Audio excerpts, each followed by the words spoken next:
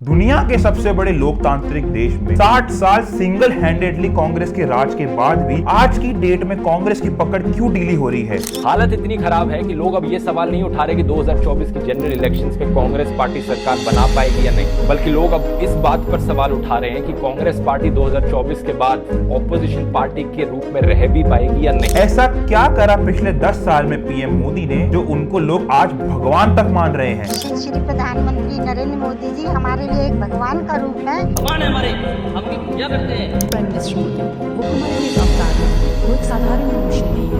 प्रधानमंत्री इस देश के भगवान विष्णु का अवतार है। क्या सच में बीजेपी सरकार ने डेवलपमेंट के नाम पे देश में कुछ करा भी है? ऐसा क्या करा बीजेपी सरकार ने पिछले 10 साल में जो आज कांग्रेस एक एक सीट के लिए तड़प रही है। From being a trash economy to being one of the most superior economies of the world. क्या बीजेपी ने अपने 10 साल के शासन में कुछ काम करा भी है या फिर वो सिर्फ एक चिकन मटन की राजनीति करती है? क्या देश एक डिक्टेटरशिप में जा रहा है जहाँ पे हर एक अपोजिशन लीडर सिर्फ जेल में जा रहा है और डेवलपमेंट सिर्फ एक प्रोपेगेंडा बन चुका है? ऐसा क्या करा बीजेपी ने अपने 10 साल के शासन में जो उनके 10 साल 60 साल पे भारी हो चुके हैं? तो जी हाँ दोस्तों, आज के इस वीडियो में बात करेंगे the biggest political rivalry of all time, the opposition of opposition, BJP and Congress. And जानेंगे आज के इस वीडियो में कौन कितना पानी में है और हमें किसको वोट देना चाहिए।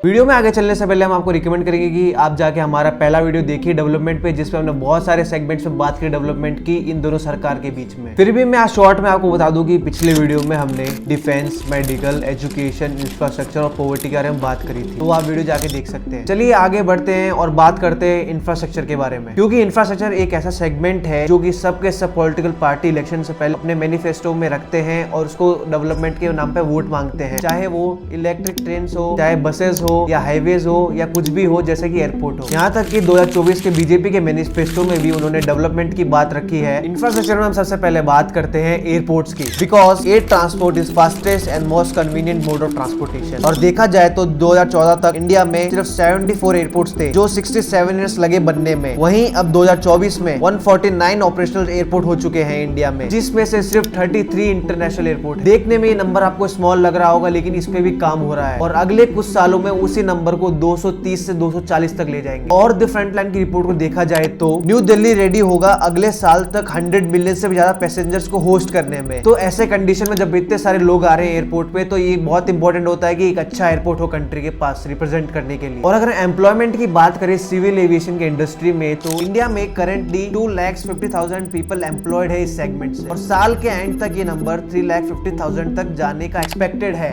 एयरपोर्ट्स की बात करते तो लोग बोलते हैं कि पूरे कंट्री के पास पैसा कहाँ है कि इतने एयरपोर्ट्स यूज कर पाए। तो उससे हम चलते हैं रेलवेज में, one of the most used transport of the country. देखिए ये बात सच है और इस पे हम इनकार भी नहीं कर सकते हैं कि जब अंग्रेज ये देश छोड़ के गए तो दो बेहतरीन चीजें छोड़ के गए, जिसमें से एक रेलवेज है। Railways is the most used and oldest form of transportation in India. Independence से लेकर 2014 तक 21,413 किलोमीटर तक का नेटवर्क इलेक्ट्रिफाइड था, और अगर हम पिछले 10 साल के डेटा को देखें तो ये अब 33,011 किलोमीटर तक हो चुका है। टोटली 59,096 किलोमीटर तक ये राउट इलेक्ट्रिफाइड हो चुका है। और अगर हम टोटल नंबर ऑफ पैसेंजर्स की बात करें तो अराउंड 24 मिलियन से भी ज्यादा पैसेंजर्स ने ट्रेवल किया था इस ट्रांसपोर्टेशन मोड से। और टोटल रेलवे ट्रैक की देखें, चाहे वो पिट लाइन और लूप सबको मिलाकर है, तो 2013 तक ये 1,15,000 था, जो कि अब 2022 तक 1,28,000 के भी ऊपर पहुंच चुका है। और अगर रेलवे की बजट की बात करें, जो कि 2013 और 14 में था, तो वो बजट 65,000 करोड़ का था, जो अब 2024 और 25 में रेलवे का बजट 2,55,000 करोड़ हो चुका है। और रेलवे के डेवलपमेंट के लिए ही 2023 में अमृत भारत स्कीम लाई गई, जिसके अंडर 1300 से भी ज्यादा स्टेशन को रीडेवलप करने का प्लान लाया गया और इन्हीं स्टेशन को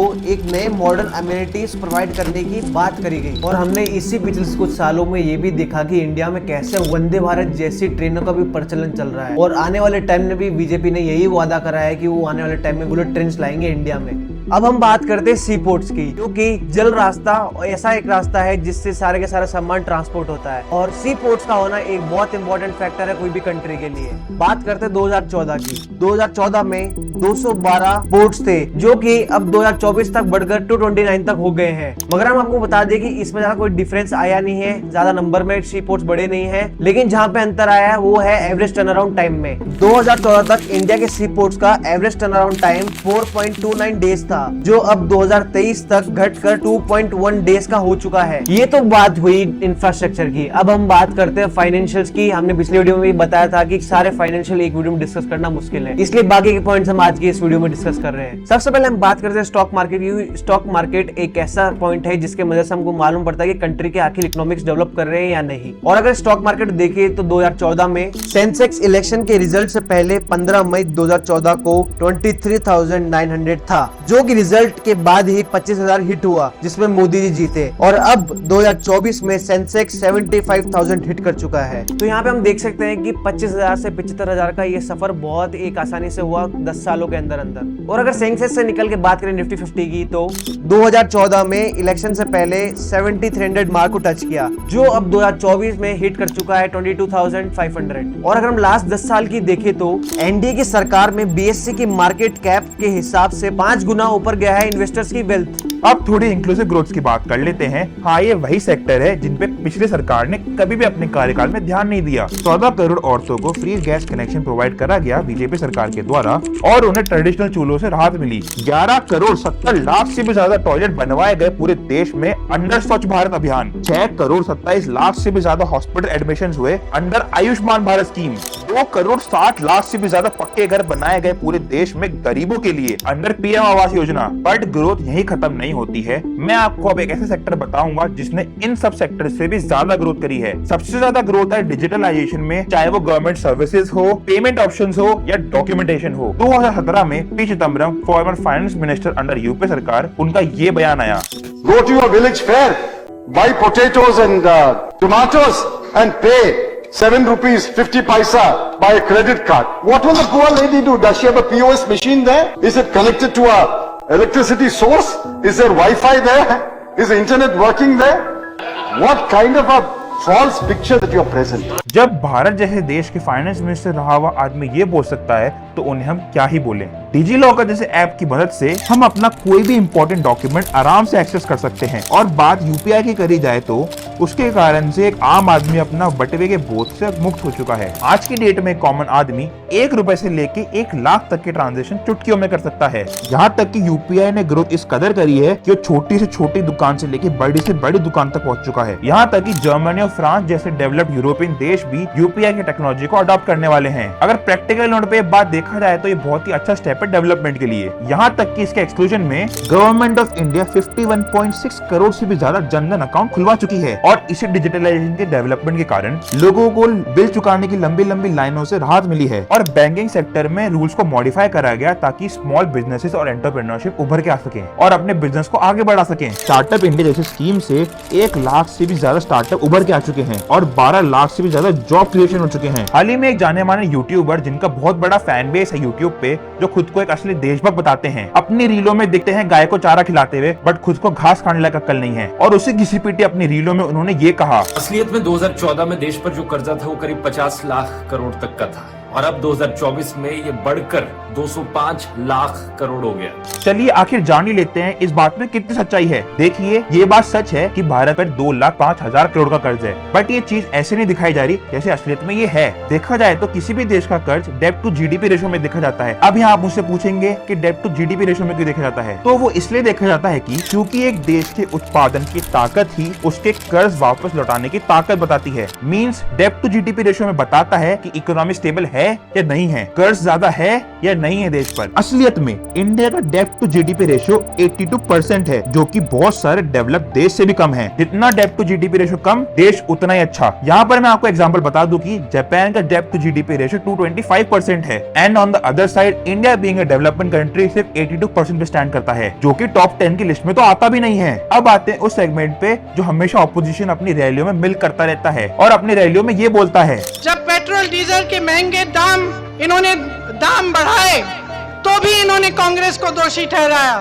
कहा कि हमें इसलिए बढ़ाने पड़ रहे हैं क्योंकि इन्होंने पहले नहीं बढ़ाए। तो चलिए जान ही लेते हैं, क्या अपोजिशन के टाइम में पेट्रोल इतना बढ़ा था या नहीं बढ़ा था। ये बात सच है कि इंडिया का पेट्रोल एवरेज रेट 100 के आसपास आने वाला है, बट ये सच वैसा सच नहीं है जैसा दिखाया जाता है। तो चलिए ये स्टेटमेंट भी जान लेते हैं कि कितनी सही है। अगर हम प्रोमिनेंट डेटा को एनालाइज करके आंकड़े देखें तो 2003 में पेट्रोल का प्राइस 33 रुपए 49 पैसे और डीजल का प्राइस 22 रुपए 12 पैसे था, जो कि बढ़कर 2014 में 72 रुपए 26 पैसे हो गया और डीजल का प्राइस 55 रुपए 48 पैसे हो गया। That is almost 2x growth. और अगर हम बात करें 2014 से लेकर 2023 तक की डेटा की, तो इंडिया में पेट्रोल का एवरेज प्राइस 94 रुपए 72 पैसे है एंड डीजल का प्राइस 89 रुपए 62 पैसे है। यहाँ पे हम साफ साफ देख सकते हैं कि पिछले 10 साल में सिर्फ 30% ग्रोथ हुई है और उससे पिछले 10 साल में 200% हाइक हुआ था पेट्रोल और डीजल का प्राइस। और यहाँ तक कि ग्लोबल इन्फ्लेशन रेट को देखकर 30% तो बहुत कम रेट है। इतना डेवलपमेंट देखने के बाद भी क्यों अपोजिशन पार्टीज ये बोलती है कि इंडिया में पिछले 10 साल से बिल्कुल भी डेवलपमेंट नहीं हो रहा है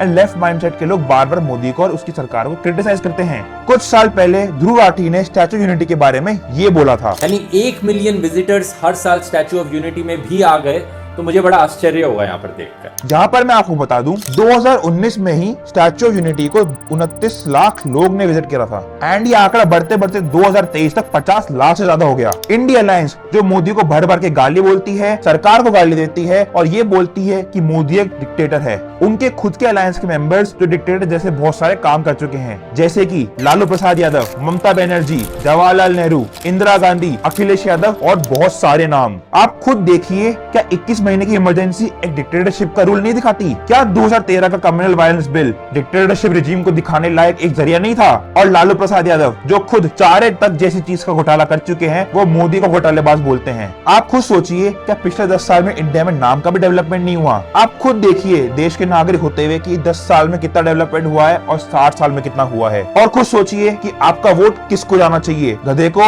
या घोड़े को। मैं आपको यहाँ बता दूं, हम कोई सी पॉलिटिकल पार्टी की साइड नहीं ले रहे हैं, सिर्फ हम इंडिया के डेवलपमेंट स्टैटिस्टिक्स बता रहे हैं जो पिछले 10 साल में हुआ और 60 साल से उसे कंपेयर कर रहे हैं। अंत तक बने रहने के लिए शुक्रिया। मिलते हैं अगले वीडियो में, जब तक के लिए जय श्री राम।